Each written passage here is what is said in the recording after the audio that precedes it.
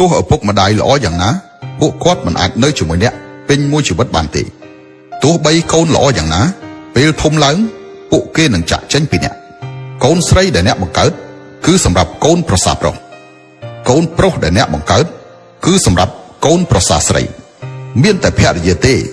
ដែលពិតជារបស់អ្នកជីវិតដែលនៅសេសសល់ចូលធ្វើល្អចំពោះភរិយាបានច្រើនព្រោះបន្តិចម្ដងអ្នកនឹងឃើញថាភរិយាគឺជាអ្នកដែលមើលថែអាហារ3ពេលរបស់អ្នកជាអ្នកដែលព្រួយបារម្ភពីសម្ពាធឈាមឡើងចុះរបស់អ្នកជាអ្នកដែលរអ៊ូរទាំឲ្យអ្នកឈប់ជក់បារីឈប់ផឹកស្រាពេលអ្នកចាស់ដីលើក្រែភរិយាទេដែលជាអ្នកមិនចាក់ចេញហើយពិតជានៅជាមួយអ្នកដល់ចាស់ប្តីប្រពន្ធក្មេងคล้ายជាគូគប់ពេលចាស់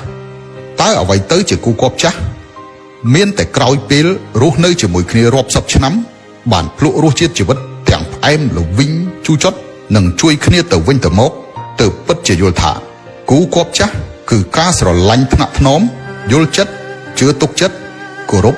អត់ឱនអធ្យាស្រ័យនិងមិនបោះបង់ចោលគ្នា